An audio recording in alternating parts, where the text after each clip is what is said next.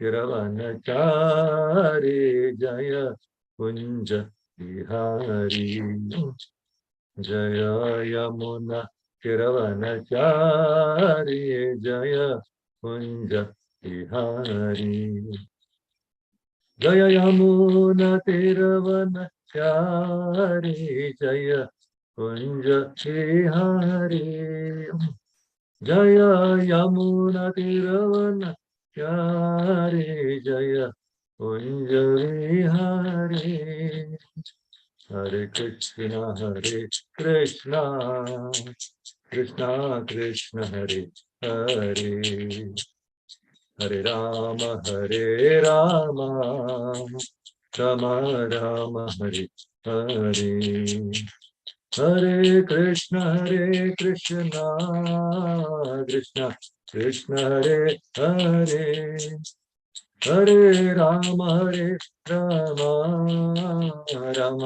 राम हरे हरे हरे कृष्ण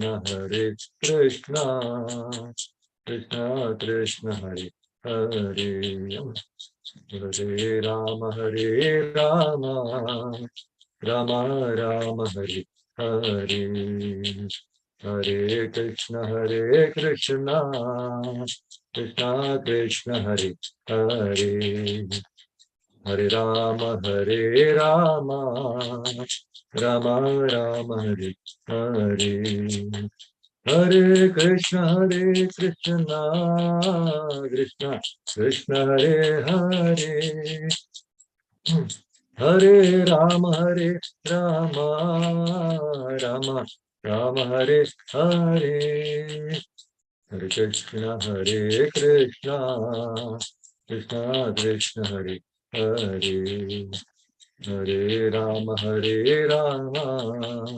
राम राम हरे हरे हरे नाम संकीर्तन की जाए। जगन्नाथ बलदेव रामायण की जय। भगवान की जय। पंचतत्व की जय। षड गोस्वामी की जय। गुरु परंपरा की जय। श्री गुरुपाद की गुरुदेव बोल। ओम नमो भगवते वासुदेवाय। ओम नमो भगवते वासुदेवाय। ओम नमो भगवते वासुदेवाय। Sorry.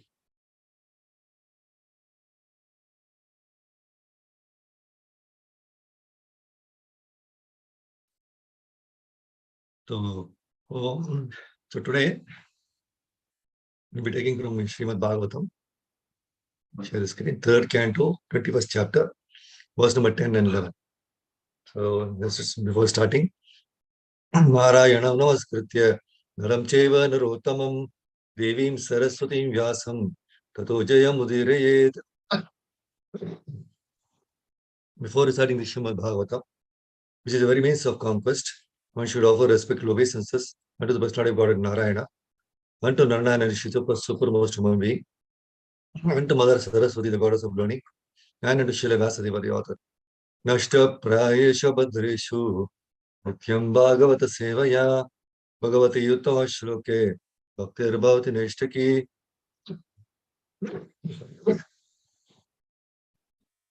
By regular attendance in classes of the Bhagavatam and by rendering of service to the pure devotees, all that is troublesome to the heart is almost completely destroyed. In loving service unto the personality of Godhead, who is praised with transcendental songs, is established as a guru. Right? So we will be discussing these two verses from 3rd canto, 21st chapter, verse number 10 net. Let us recite the verse first. Kiritinam kundalinam shankachakra gadadharam shvetotpala kridanakam manasparsha smitekshanam.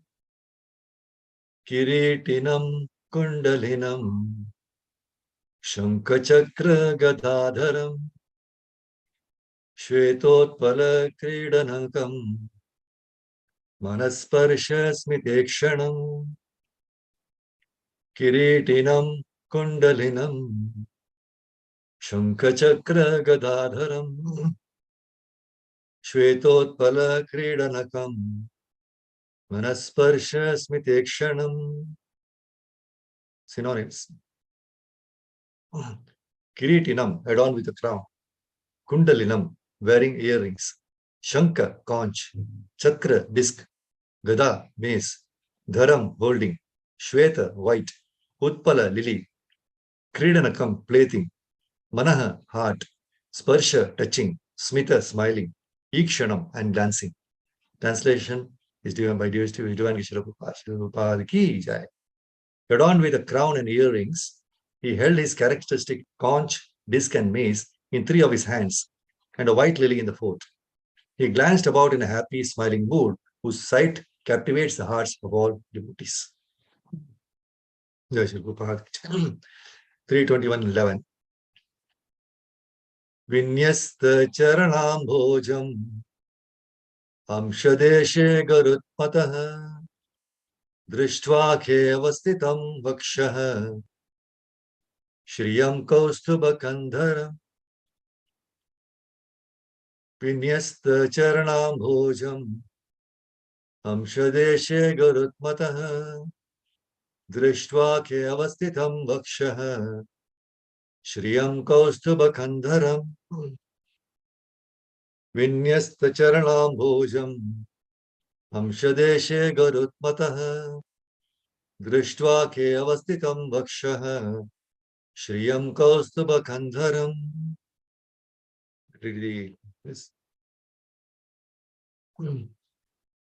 Synonyms. Vinyasta, having been placed. Charanam Bhojam, lotus feet. Amshadeshe, on the shoulders. Garutmataha, of Garuda. Drishtva, having seen. K, in the air. Avasthitam, standing. Vakshaha, on his chest. Shriyam, auspicious mark. Kaustuba, the Kaustuba gem. Kandaram, neck. Translation and purpose by Divine Srila Prabhupada ki jai. A golden streak on his chest, the famous Kaustuba gem suspended from his neck. He stood in the air with his lotus feet placed on the shoulders of Garuda. Purport. The descriptions in verses 9 to 11 of the Lord in his transcendental eternal form are understood to be descriptions from the authoritative Vedic version. These descriptions are certainly not the imagination of Karadama Muni. The declarations of the Lord are beyond material consumption, as admitted even by impersonalists like Shankaracharya. Narayana, the Supreme Personality of Godhead, has nothing to do with the material creation. The varieties of the transcendental Lord, his body, his form, his dress, his instruction, his words, are not manufactured by the material energy, but are all confirmed in the Vedic literature by performance of yoga. Kardama Muni actually saw the Supreme Lord as he is. There is no point in seeing an imagined form of God after practicing yoga for 10,000 years. The perfection of yoga, therefore, does not terminate in voidness or impersonalism. On the contrary, the perfection of yoga is attained when one actually sees the personality of God in his eternal form. The process of Krishna consciousness is to deliver the form of Krishna directly. The form of Krishna is described in the authoritative Vedic literature, Brahma Samhita. His abode is made of Chintamani stone, and the Lord plays there as a cowherd boy and is served by many thousands of gopis. So these descriptions are authoritative, and a Krishna conscious person takes them directly, acts on them, preaches them, and practices devotional service as enjoined in the authoritative scriptures. Sri Prabhupada ki jai. Om Gyantamrandasya Jnananja Shalakaya Chakshunam Militam Yena Tasmai Shri Gurave Namaha. Namo Vishnupadaye Krishna Prishta Bhutale Srimati Bhaktivedanta Swami Namane Namaste Saraswati Devi Gauravani Pracharne Nirvishesha Shunyavadi Paschati Deshatarne Jai Shri Krishna Chaitanya Prabhu Nityananda Shri Advaita Gadadhara Shri Vasadi Gaurav Bhaktivinoda Hare Krishna Krishna Krishna Hare Hare Hare Rama Rama Rama Hare Hare Yanta Pravishya Mamavacha Imam Prasuktam Sanjeevayati Akhila Shakti Dharasvadam Nam Hanyam Cha Hasta Charana Shravana Pragadin Prana Namo Bhagavate Purushaya Tubhyam.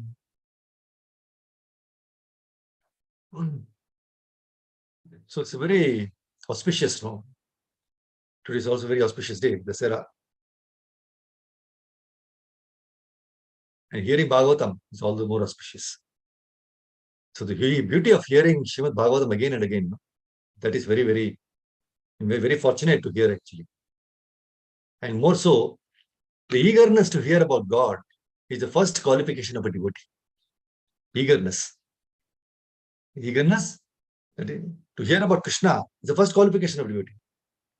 And is thereby eligible for entering the kingdom of God. Now let us see why it is so important to hear Srimad Bhagavatam. First time also, eagerness also, and again, right? A small pastime, I will just tell you from Mahabharata. See, once sage Vaishampayana, the great disciple of Vyasadeva, he came to the court of King Janamajaya, who is the son of Parikshit Maharaj. And he came to narrate the complete Mahabharata. But the king, said he does not have time to hear this voluminous epic. So the sage then told the king to at least hear one canto of the epic. The king was not ready for this also. The sage told him to hear at least one chapter. The king refused this also. Finally, the sage pleaded him to hear at least one shloka. Then the king finally agreed, reluctantly. See, the sage recited one shloka which had this meaning. The meaning of that shloka was, Ravana and Duryodhana are foolish persons. Ravana saw the prowess of Hanuman during the devastation of Ashokvana. But he did not realize the power of Lord Ram and his servants by this incident. So he foolishly fought with Rama and met with his end. Similarly, Duryodhana saw the prowess of Arjuna during the battle, which happened during their stealing of the cows from the kingdom of Virata. Still, he came to fight with the Pandavas in Kurukshetra and met with his end. Then the sage said, that is all I wanted to say. I am leaving now. The king became curious and said, I don't understand who is Ravana and who is Duryodhana and why they should go for fight with Rama and Pandavas respectively. You confused me by stating one shloka. Please give me some more details. So the eagerness started, right? A curiosity. The same sage, then the sage, he made the king to sit and recited the entire Mahabharata consisting of 125,000 shlokas. So the king, listening to the full narration with rapt attention, was completely filled with bliss. And after the recitation, the sage said, I have recited the great epic Mahabharata to you, which explains the glories of Lord Narayana and explains the 4 goals of human life, namely religiosity, economic development, sense enjoyment, and finally attainment of the spiritual world. And he asks the king, of these 4 goals, what do you think is the supreme goal? So Janamejaya replied, I don't think any of these to be the supreme goal. Your good self should keep on repeating Mahabharata, and I should keep on repeating this again and again. I consider this to be supreme perfection. See, a person, king who did not want to hear anything, just by hearing that one shloka, he was curiosity and eagerness to hear and more and more. So we see in this story, that though the king was not willing to listen even one shloka, after he started hearing, the subject matter was so pleasing that it attracted him to hear again and again. Since the Lord's glories are of such dynamic, enlivening nature, he is called as Purusha. So this is confirmed in Bhagavatam 1.1.19 by the sages of Naimisharanya, where they say, we never tire of hearing the transcendental pastimes of the personality of Godhead, who is glorified by the hymns and prayers. Those who have developed a taste for transcendental relationships with him, they relish sharing of his pastimes at every moment. So Srila Prabhupada brings out very nice point in the purport. He says there is a great difference between mundane stories, fiction or history, and the transcendental pastimes of the Lord.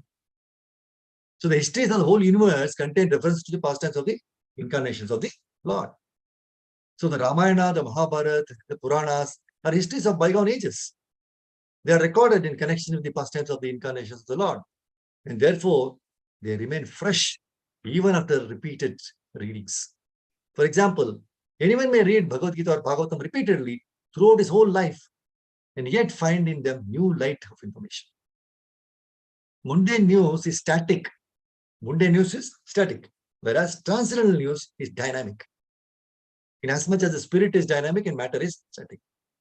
So those who have developed a taste for understanding the transcendental subject matter are never tired of hearing such narrations. So one is quickly satiated by mundane activities. After somebody became bored, but no one is satiated by transcendental or devotional activities. So that's the beauty. That's why hearing Bhagavatam is so auspicious. So the previous chapter was conversation between Maitreya Muni and Vidur Maharaj. Vidur Muni, right?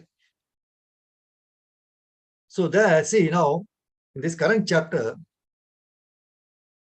what did Brahma do? Vidura is asking, what did Brahma do to create living beings? Did they evolve the creation in conjunction with their respective wives? Did they remain independent in their action? Or did they all jointly produce it? So when that Supreme Personality of Godhead, who is lying on the Garbhodaka ocean, he entered the heart of Brahma.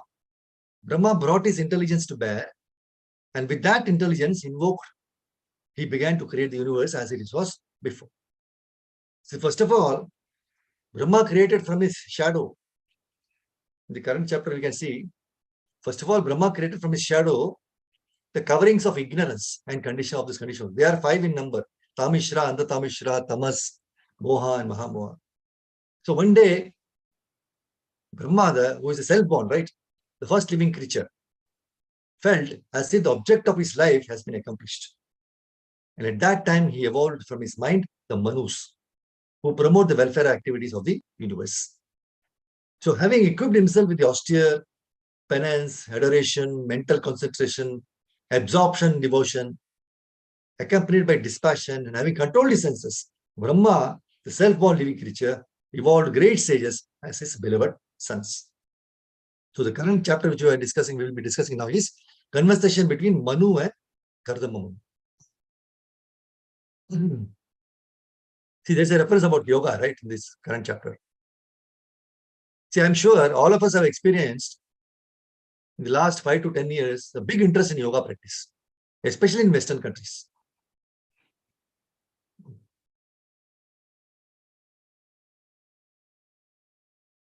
See, literally, yoga has become a way of life for many people. Almost everybody knows something about yoga. And there are yoga centers in every town and place. For sure, they take yoga for health reasons, but not as a linking process with Bhagavan Krishna. That's why the purport of 6 words in this chapter 321.6, Rupa says, it is understood herein that Kardama Muni meditated in yoga for 10,000 years before attaining perfection. Similarly, we have information that Valmiki Muni also practiced yoga meditation for 60,000 years before attaining perfection. Therefore, Rupa says yoga practice can be successfully performed by persons who have very long duration of life, such as 100,000 years. In that way, it is possible to have a perfection in yoga. Otherwise, there is no possibility of attaining the real perfection. So following the regulations, controlling the senses, and practicing the different sitting postures are merely the preliminary practices. Prabhupada says we do not know how people can be captivated by the bogus yoga system in which it is stated that simply by meditating 15 minutes daily, one can attain the perfection of becoming one with God. This age, Kali Yuga, is age of bluffing and quarrel. Actually, there is no possibility of attaining yoga perfection by such paltry proposals. Very strong statements by Srila Prabhupada in purport. So the question arises is, are we only going to keep condemning this Bhoga Yoga trend, or are we actually going to use this for our preaching? It all depends on us, actually. See, when Srila Prabhupada, he came to US, the hippie living style was popular. Almost all of Prabhupada's disciples were hippies. And Srila Prabhupada lived with hippies. preached to them. Well, in the beginning, he did not go against their living style by condemning it. Let them do whatever they want. And very soon, at the right time, Srila Prabhupada said about hippies what he had to say. So wherever new preaching techniques are to be introduced, they should be done so in accordance with Srila Prabhupada's way. And this should be seriously contemplated. Introduce something liked by the general mass in order to match their taste and help them to come to Bhagavan Krishna's teachings. See, Srila Prabhupada expresses the same sentiment in his unparalleled purport of first canto, 5th chapter, 16th verse, 1.5.16. Please hear. The expert devotees also can discover novel ways and means to convert the non-devotees in terms of particular time and circumstances. Devotional service is dynamic activity. The expert devotees can find out competent means to inject it into the dull brains of the materialistic population. See, in Rajkot, when my Guru Maharaj was there, in one of the programs, one Russian devotee had come. And he had he's told about a very unique and successful Russian preaching style where trained devotees,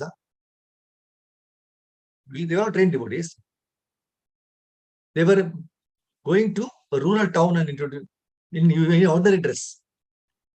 And they are not telling about Hare Krishna.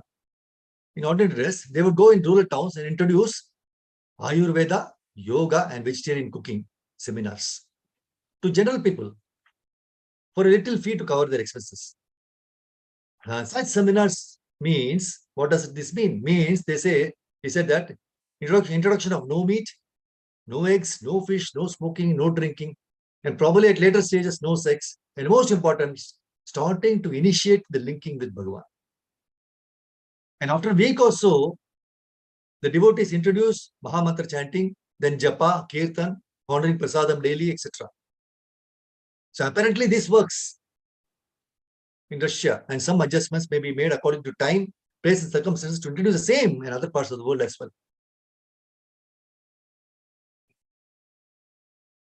So that's why it is stressed that a great importance for preaching of some sort of goodness. Goodness is close to godness. Some sort of goodness may not be directly our Vedic scriptures, but slowly trying to somehow, by hook or crook, to help the general suffering mass of people who are in deep ignorance, to give them this taste of the Krishna consciousness through different ways, right? That's what people have been doing. So when Kardama Muni was commanded by Lord Brahma to beget children, Kardama Muni practiced penance for 10,000 years to please the Supreme Personality of Godhead and prayed to him for a wife of like disposition. So the Lord became pleased, and so he showed himself to Kardama Muni in this beautiful transcendental form. That's why in this chapter, 7th and 8th verse, Maitreya Muni, while explaining the glories of Kardama Muni to Vidurji, says, he said, during that period of penance, the sage Kardama, by worship through devotional service in trance, propitiated the personality of Godhead, who is a quick bestower of all blessings upon those who flee to him for protection. Then, in the Satyuga, the lotus-eyed Supreme Personality of Godhead, being pleased, showed himself to that Kardama Muni and displays his transcendental form, which can be understood only through the Vedas. So thus we can see that the culmination of his 10,000 years of penance was the realization of the beautiful form of the Lord. And this perfection of all his penance and yoga practice was reached through bhakti or devotion. That's why Prabhupada in the purport of 321.7 says, without devotion, nothing can be perfect. Thinking of Krishna is the essence of all yoga practices. And in the 6th chapter of Bhagavad Gita, Krishna details how one must practice dhyana yoga. He explains how to sit with body erect, with eyes half closed, gazing at the tip of the nose, in a secluded place, and with constant control of body, mind, and activities. So when Arjuna hears this explanation, Arjuna honestly replies in the verses 6, 33 and 34 as to how that yoga system is not practical for him, as his mind is restless. Mind is restless, mind is turbulent, obstinate, and very strong, and to subdue it more is more difficult than controlling the wind. That's what Arjuna told after hearing this from Krishna. So, after 10,000 years of meditating on the lotus feet of the Lord, the Supreme Personality of Godhead appeared before Kadama Muni. So, we have to see how practical it is for us living in Kali Yuga to realize the Supreme Personality of Godhead. So, in this age, practicing meditational yoga following the example of Kadama Muni is impossible. Why? Because of two reasons. Number one, we do not have the luxury of 10,000 years like Kadama Muni to meditate on the Lord. Number two, the meditational system of yoga is very difficult even to such an exalted, advanced devotee and intimate friend of Krishna, Arjuna. Then what chance do we have? Who are in material circumstances where at every moment our mind is subject to meditation. The solution is in chanting the holy names of the Lord. Hare Krishna, Krishna Krishna, Hare Hare, Hare Ram, Ram. So in Srimad Bhagavatam, verse 12th canto, 3rd chapter, 52nd verse, Shukadeva Goswami gives the solution to Parikshit Maharaj. He says, Krite yadhyayato Vishnum, Tretayam yajato makhaihi, Dwapare paricharyayam, Kalo tadhari kirtanat. Whatever result was obtained in Satyuga by meditating on Vishnu, in Treta Yuga by performing sacrifices, and in Dwapara Yuga by serving the Lord's lotus feet, can be obtained in Kali Yuga simply by chanting the Hare Krishna Mahamantra. That's what is very, very important. See, while praying to Lord Vishnu, Kadama Muni, to bestow him with a suitable wife, Kadama Muni prays in the 15th verse. Therefore, desiring to marry a girl of like disposition, who may prove to be a veritable cow of plenty in my married life, to satisfy my lustful desire, I too have sought the shelter of your lotus feet, which are the source of everything, for you are like a desired tree. See, the phrase like disposition or samana sheelam used in this verse is very significant. Srila Prabhupada explains, formerly, boys and girls of similar dispositions were married. The similar natures of the boy and girl were united in order to make them happy. Before marrying, one should select a wife of like disposition and not be enamored by the so-called beauty or other attractive features for sense gratification. So this sequence of chapters related to Kadama Muni, Swayambhu Manu and Devavati, it very nicely teaches us the process as to how a groom, parent, daughter should behave. So these lessons are important for us to meditate upon and follow as most of us enter into Grahasthashram. See, we might sometimes get confused as to whether praying to Krishna for material benefits is correct or not. Whether we pray to another demigod or the Supreme Lord, the benediction will be bestowed only after the satisfaction of the Supreme Lord Krishna. So it is better to pray to him directly. So Srila Prabhupada, in his purport, in one of the purports, he says, makes it very clear as to what we should pray and how to leave it to his choice after praying. What we should pray and how to leave it to the Lord's choice after praying.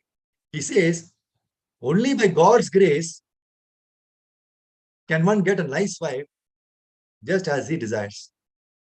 Similarly, it is only by God's grace that a girl gets a husband suitable to her heart. Thus, it is said that if we pray to the Supreme Lord in every transaction of our material existence, everything will be done very nicely and just suitable to our heart's desire. So, in all circumstances, we must take the shelter of the Supreme Personality of God, Krishna, and depend completely on his decision. Man proposes, God disposes. So, the fulfillment of desires, therefore, should be entrusted in the Supreme Personality of Godhead. That is the nicest solution. So, Kadama Muni desired only a wife. But because he was a devotee of the Lord selected a wife for him who was the emperor's daughter, a princess. Thus, Kadama Muni got a wife beyond his expectation. So, if we depend on the choice of the Supreme Personality of Godhead, we will receive benedictions in greater opulence than we desire. See, nowadays, young people, what they do? whimsically choose life partners without consent of elders and parents. And soon after marriage, they start regretting about their choice. But here we see that Devahuti, being an obedient daughter of Swayambhu Manu, expressed a desire to marry a suitable person. Swayambhu Manu, as a responsible father, immediately started his search for a proper groom. And when they were informed by Narada Muni about Kardama Muni, both Devahuti as well as Swayambhu Manu accepted his words. Being a great king, he did not hesitate to give his daughter to a sage like Kardama Muni. And where was Kardama Muni living? He was living in a humble heritage in the forests without any worldly possessions. Devahuti was a princess. So these days, people are eager to know about the salary, bank balance, property of the other parties and fail to consider about the character, character, culture, and the need for like disposition, because of which a lot of divorce rates, so many things are happening. It's increasing now. So let us all remember the lessons taught by Kardama Muni, Devahuti and Swayambhu Manu. And depending upon the roles we are playing at present, perform the duties of a Grihastha life, keeping Krishna in the center. That is very, very important. So the current verse, 10 and 11, right? Beautiful. Let us meditate on the unique qualities of the Lord's ornaments, as explained by Acharya Ramanuja in his great prayer, Sharanagati Gadyam. See, the Lord's ornaments, they are flawless in nature. We cannot find out any mistakes. There are two kinds of flaws, gross and subtle. Gross flaws in the jewels and diamonds are cracks, deformities in the jewels, right? So people take a lot of care in jewel selection to avoid these flaws. But there is subtle flaw associated with all the jewels of the world which cannot be avoided. See, all the jewels of this world are made of gold, silver, diamond, etc., which are all extracted from the earth. And gems like pearls, which are obtained from ocean. And in all these processes, a lot of hardships, exploitation, and suffering of various persons are involved. So, jewels made out of such materials are always tainted with some sinful contamination. Also, all jewels of this world have a basic problem. That is, they are tainted by the three modes of nature. So, they are not fit for meditation by yogis and devotees who aspire for spiritual advancement. But in the case of the Lord's ornaments, since they are not made of the elements of this material world, they are free from all the above flaws. So they are fit for meditation by all the spiritual aspirants. Now, because they are free from material contamination, because see, very important point for us to understand, because they are free from material contamination, the Lord's jewels, ornaments, they can purify the meditator also from all contamination. When we meditate on the Lord's ornaments, when we have the darshan. So whenever scriptures recommend meditation in the Lord's form, it is always inclusive of his paraphernalia, such as weapons, ornaments, dress, etc.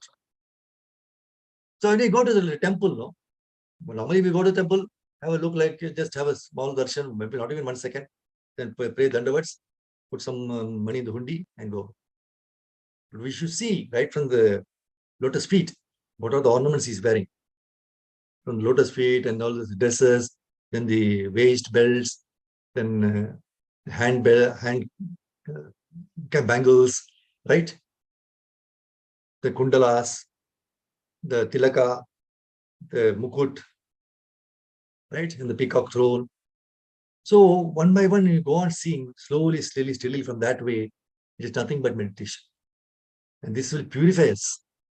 So next time when we go to the temple, this is how we should meditate. Wherever we go, not in the temple, in the house also, when you have the deities and all. This is slowly, so we should give enough time for the darshan of Allah. That there might slowly it gets purified. This is the greatest medicine, Parama Aushatam. So one who is perfected in his penance and invokes the grace of the Lord, he can see all decorated form of the Lord. And this is confirmed in Bhagavatam, 1st canto, 3rd chapter, 4th verse, where it says, the devotees with their perfect eyes see the transcendental form of the Purusha, who has thousands of legs, thighs, arms, and faces, all extraordinary. And in that body, there are thousands of heads, ears, eyes, and noses. They are decorated with thousands of helmets, glowing earrings, and are adorned with garlands. So here we see that the devotees, yogis, with perfect vision, see the Lord with helmets, earrings, and the attire. One such practical example in Bhagavatam is Kardama Muni.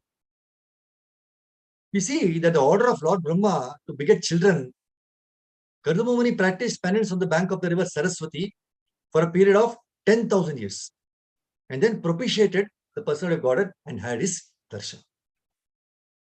Can we do that 15 minutes immediately? And the yoga close your eyes and all.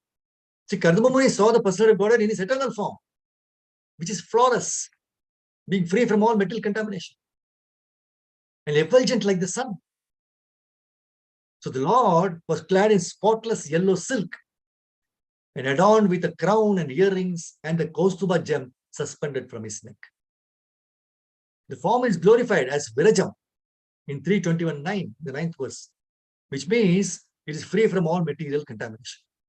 In the current chapter, the 9th verse, it says Virajam, good word, which means free from all material contamination. See, not only the Lord's form, but also his attire, Viraja Ambaram. In the 10th verse, it says, which the current verse which we are reciting, ornaments and other decorations are also free from all material inabilities. And Srila Prabhupada states in the purport of the 11th verse, the decorations of the Lord are beyond material conception, as admitted even by impersonalists like Shankaracharya. Narayana, the Supreme Personality of Godhead, has nothing to do with the material creation. The varieties of the transcendental Lord, his body, his form, his dress, his instruction, his words, they're all manufactured. They are not manufactured by the material energy, but are all confirmed in the Vedic literature. So, seeing them requires qualification of penance and God's grace. The shloka in the Garuda Puran 3755 states a very humble prayer of the great sage Angiras, who prays to the Lord's mercy to have darshan of his transcendental form decorated with all his ornaments. Where it says, O Lord, due to want of penance, I do not see your form possessed of many arms, bellies, and foreheads, adorned with thousands of crowns and other precious ornaments. See the prayer. He says, Oh Lord, due to want of penance, I am not able to see all this. So for people like us, in this Kali Yuga, who do not have the power to meditate on the Lord's form, the Lord manifests in his deity form. And when the ornaments made of the material elements in this world are used to decorate the Lord in his deity form, they also become flawless like the spiritual jewels of the Lord's form and hence fit for contemplation. I had it home. So this has been clarified like this, right? So I'll read it again. So people for like us, now we say what the jewels in the material world is contaminated, right? Okay, and the spiritual world is not contaminated. So what will happen? For people as who do not have the power to meditate in the Lord's form, the Lord manifests in his deity form. He comes in the deity form, Archa Vigraha. So when the ornaments made of these material elements in this world, which we use for decorating the Lord in his deity form, they also become flawless, like the spiritual jewels of the Lord's form, and they are hence fit for meditation and contemplation. That's why Prabhupada says in the 6th canto, 8th chapter, 32 to 33 verse, the Lord is omnipotent and omniscient. And similarly, his name, his form, his qualities, paraphernalia, and everything pertaining to him are complete, pure, eternal, and free from material contamination. Therefore, the Lord's jewels are flawless and ideal for meditation. This is what we could understand from today's verse. So we will stop here. If anybody has anything to share, anything questions, you can ask. Otherwise, we'll stop. Granthra Srimad Bhagavatam ki jai, Shri Prabhupada ki jai, Gurudev ki jai, Nitai Gopal Hari Prabhu. Vancha Kalpataru Vich Kripa Sindhu Prevach Patidanam Pavani Bhushta. Hare Krishna Prabhu's Mataji, thank you very much for giving me this opportunity to glorify the Lord. And happy Dashara to everyone. Hare Krishna. Thank you. Thank you, Shri Kumar Prabhu. Thank you, Shanda Govinda Prabhu. Thank you, Balaji Prabhu. Hare Krishna Prabhu, Dandavat Pranam. Hare Krishna, Dandavat Pranam. Hare Krishna, Shanda Govinda Prabhu. Hare Krishna. Thank you very much for joining. Hare Krishna. Very good. Thank you, Balaji Prabhu. Hare Krishna. Thank you. Hare Krishna. Dandavat Pranam. Thank you. Thank you, So Prabhuji. thank Hare you. Krishna. Happy Dasara to all of you. Hare Krishna. Thank you, Prabhu. Thank Same to all of you. Take care, be safe. Hare Krishna. Jai. Hare Krishna.